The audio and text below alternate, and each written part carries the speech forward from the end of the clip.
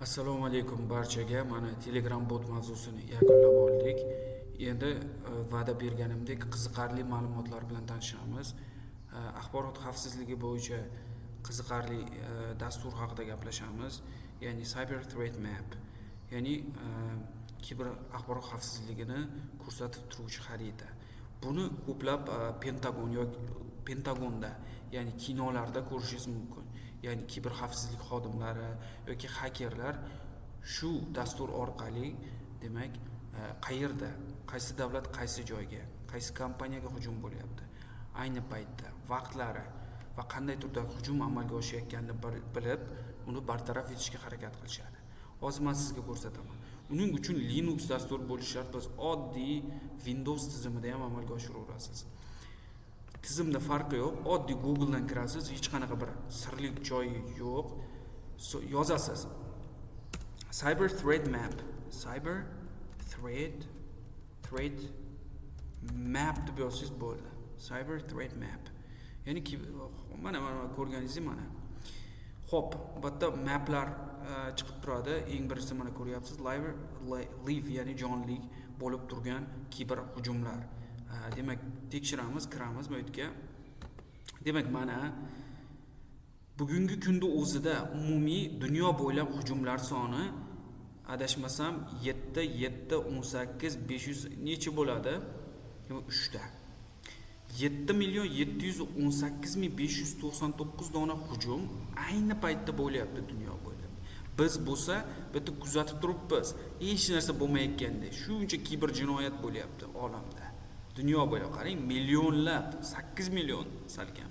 Demak, endi xarita bilan tanishamiz.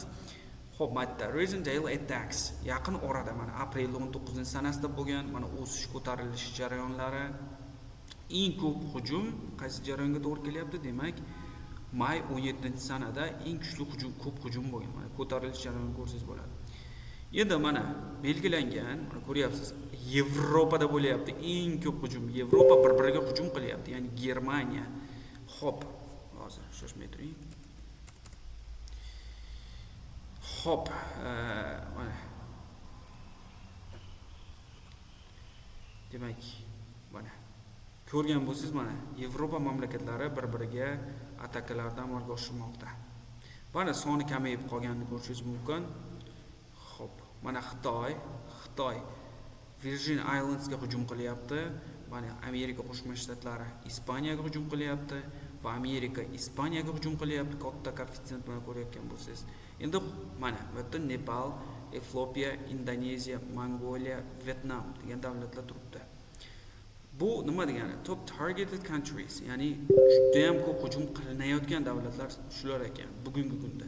Nepalga, Efiopiyaga, Indoneziyaga, Mongoliya, Vietnamga eng ko'p kiber hujumlar bo'lyapti bugungi kunda. Xo'p, endi demak, xo'p, mana o'ng burchagiga qaraydigan, chap burchagiga qaraydigan bo'lsangiz, atakalarda soni va qanday turdagi hujum bo'layotganligi chiqib turadi. Mana 16:44-45 da Kanadaga hujum qilyapti. Ya'ni bilishingiz mumkin bu qaysi kompaniyaga hujum qilayotganligini. Atak hozir o'tmaymiz, u narsa to'g'risida keyinroq. Rossiya, Amerika mana United States Kanadaga hujum qilyapti. Mana barcha davlatlar chiqib turadi, qat-qatga hujum qilayotganligi ayni paytda mana sonlar. Endi bo'lsa biz nima qilamiz? Endi hujum turlari, asosiy 3 ta hujum turi bilan tanishamiz.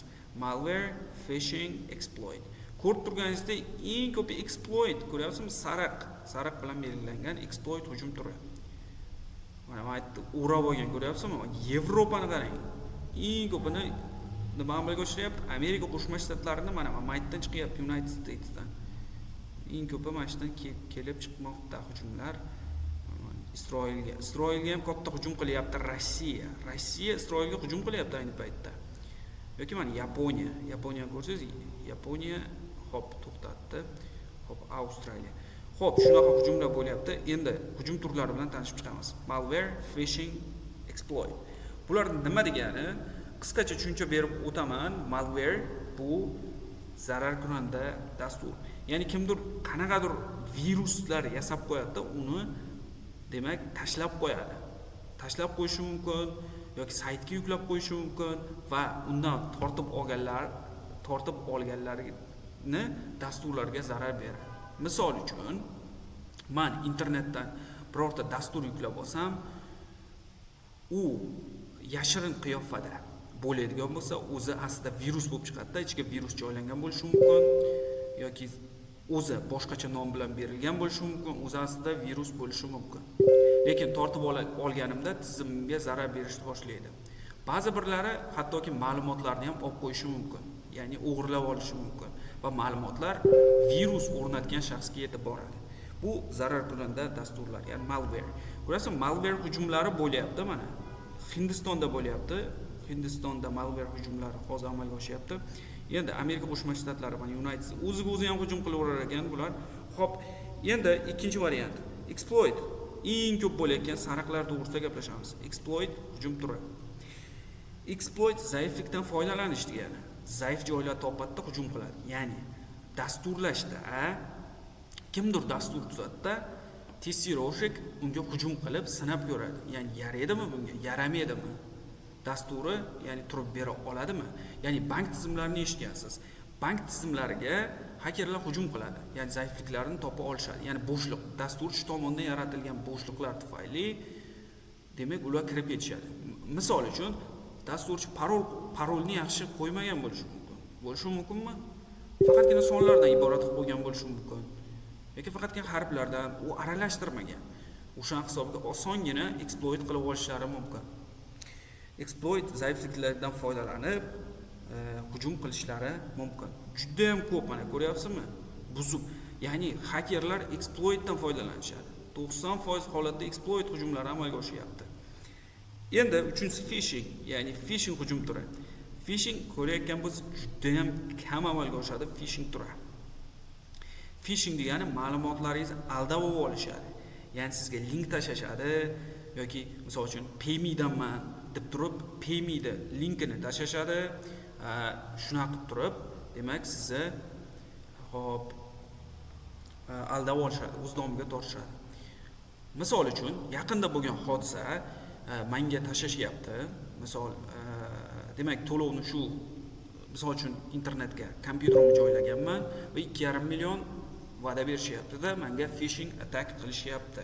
2 oy oldin bo'lgan narsa shu.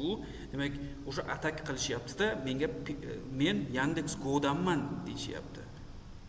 Yandex.Go'danman deyapti-da, bir xil. Lekin kirib ko'rgan vaqtingizda u demak parollaringiz, plastik ma'lumotlaringiz kirgan vaqtingizda u ma'lumotlaringizni olib, butun pulingizni yechib oladi. Buni qanday farqlashingiz mumkin? Ya'ni haqiqiy dastur bilan soxta dasturda butunlay o'xshab ketadi. Eng qizig'i phishingda. Ya'ni siz YouTube deb o'ylaganingiz YouTube bo'lmasligi mumkin yoki Play Market deganingiz Play Market bo'lmasligi mumkin. Sodda qilib aytganda yoki ko'proq Payme deganingiz Paymedan bo'lishi mumkin, juda ham ko'pi Payme bo'lmasligi mumkin. Buni qanday bilasiz? Tepasiga linkini olasizda, ChatGPT ga tashab bilishingiz mumkin yoki o'zingiz oxiriga, ya'ni linkini oxiriga qarasangiz, chalama-chakki raqamlardan iborat bo'ladi. Ya'ni 45, 15, 1, 4, 3, 16 mana shunaqa. Bu rasmiy veb sahifa emas degani. Siz uchun tavsiya berardim, ChatGPT dan so'rab oling. Agar ChatGPT ga shu soxtami yoki soxta emasmi, rasmiy saytmi deb so'rasangiz, o'zi aytadi. Bu rasmiy sayt emas yoki bu rasmiy sayt deb aytadi. Xo'p, shunday aytishim mumkin. Xo'p, endi barchasi bilan tanishib chiqdik. Mana tinmayapti. Xo'p, Avstraliyadan bo'lyapti. Demak, davlat ustiga bosib ko'rsak ham bo'laverar ekan. Men Rossiyani ustiga kirdim. Malware type trends, botnet, infosteller, banking orqali bo'layotgan hujumlar, mobiledan bo'layotgan hujum, attack trendlari mana hammasi Rossiyaniki ko'rsatib qo'ygan.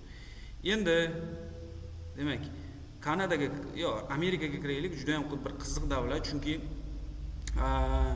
2 haftadan oldin holat bo'yicha adashmasam undan ham uzoqroq 2 oyga holat bo'yicha Amerika dunyoning 100% hujumidan 58% ni amalga oshirgan. Ko'ryapsiz, tinmayapti Amerika dunyoga hujum qilyapti.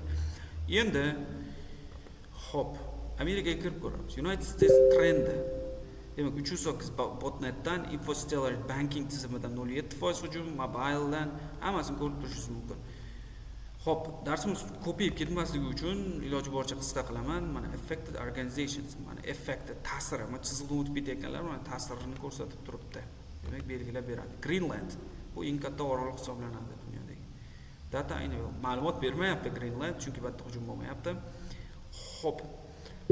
Umumiy olib qaraganda eng katta hujumni amalga oshiruvchi davlatlar Amerika sanaladi va eng ko'p hujum dunyodan qabul qilib oluvchi davlat ham Amerika hisoblanar ekan. Xo'p, darsimiz shu yergacha bo'ladi. Barchaga rahmat. Barchangizni omadingiz bersin. Xo'p, shu bilan dasturni yakunlaymiz.